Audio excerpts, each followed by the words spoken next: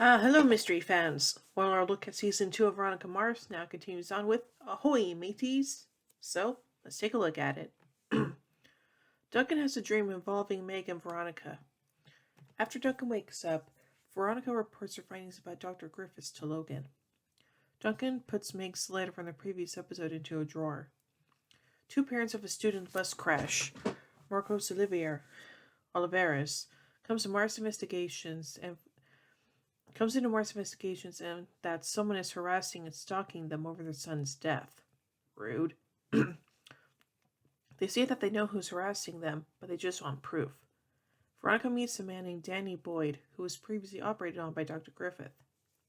Boyd leads her into a bar, where she learns that Dr. Griffith received a medical reprimand for putting stitches on Danny Boyd. Veronica's identity is outed by another person, and Danny Boyd's friend asks for the real reason why Veronica is there. After lying again, Veronica gets attacked by the man before Logan comes in and saves Veronica by holding the man up at gunpoint. Keith asks Veronica about Marcos, and she doesn't know him. Veronica asks around about Marcos at school, but he was a loner. Keith sends Veronica a quote from someone about Marcos. Keith also finds some bizarre evidence in an MP3 paid for by the Neptune School District broadcasting Marcos' voice in Mr. Oliveras' car. Veronica confronts the principal, but he denies any knowledge.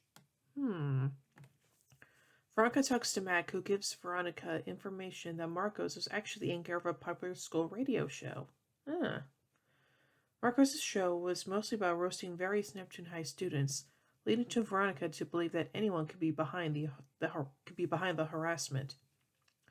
Veronica confronts Weave about her belief that he set up Tom Griffith for a favor from the Fitzpatricks, where Danny Boyd was from. However, Weevil was not behind the scheme, and Weevil warns his gang that he will find the insubordinate person.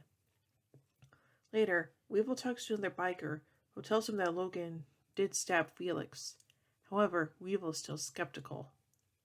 At the house where the MP3 was recorded, Veronica and Mac find Vice Principal Clemens and eventually fake needing to see the Vice Principal's son, Vincent, to get into the house.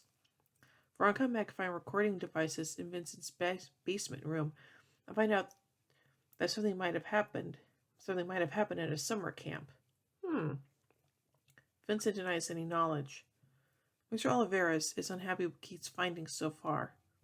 Veronica does some digging and finds that Marcos was being sent to a conversion therapy camp. Oh, shnikes. Keith takes out the Oliveras' house while they are away and finds a neighbor going into the Oliveras' house using their security code to get some beer from the kitchen. However, that is apparently normal for him. Keith finds a toy school bus in their fish tank and the security code scribbled on the back of a piece of scrap paper with the name of the lawyer firm representing the school's district. Logan is kidnapped by unknown bikers, who subjects Logan to torture involving Russian roulette with various body parts. Logan says that he does not remember the night of the murder of Felix Toombs, and he is let go, but not before stealing one of their cell phones. Logan threateningly calls Weevil. Veronica talks to Vincent about Marcos being gay, and he denies that. Vincent says that Marcos was almost beaten up for a romantic situation, as he described in the anonymous letter. Keith proves that someone in the family was responsible for the last toy bus and security code on the back of the piece of paper from the school's law firm. Veronica goes to the house of the jealous girlfriend and finds out that Boy was actually responsible for the harassment. He was in love with Marcos, and while they were flirting, Marcos' parents came in and sent him to the conversion therapy camp.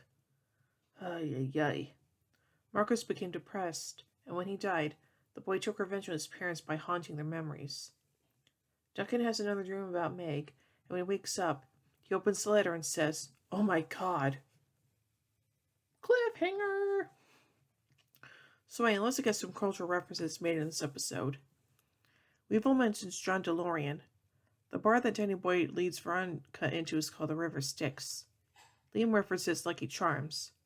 Veronica compares Marcos to Howard Stern. A running joke in the episode is that Mac is cute to Veronica's James Bond. Mac asks Veronica to go to Radio Shack. The episode mentions Rosemary's Baby. Logan makes a play on words with Nip Tuck. Logan also jokingly calls Veronica Mars-Wan Kenobi, a reference to Obi-Wan Kenobi. Veronica sarcastically mentions 3 little pigs when talking to Weevil. When going into Principal Clement's house, Veronica and Max say lines from the Rocky Horror Picture Show. Veronica says a line from In Living Color. And now on to the arc significance of this episode. Duncan agonizes about reading Meg's letter, but finally does. Veronica tries to help Logan by getting more information about Dr. Tom Griffith.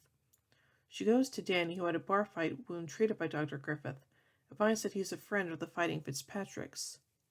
Liam Fitzpatrick spots Veronica, and she almost gets hurt before Logan arrives and threatens him with a gun. This marks one of the many times that Logan saves Veronica from danger. Thumper, one of the PCHers, tells Weevil that the last people on the bridge with Felix's tombs alive were Hector and Bootsy. 2 PCHers grab Logan and put a gun to his hand to get him to confess to Felix's murder. He says that he doesn't know anything. After they dump him off, he finds out that Weevil is behind the attack and threatens him. Oh boy. And now on to the music. In addition to the series theme song, We Used to Be Friends by the Dandy Warhols, the following songs can be heard in the episode: Jailbreak by Thin Lizzy, Dakota by Stereophonics, God is in the Radio by Queens of the Stone Age, and Ocean City Girl by Ivy. And now, finally, onto the production.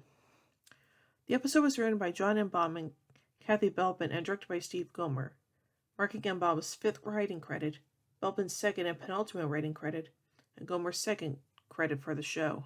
2nd directing credit for the show.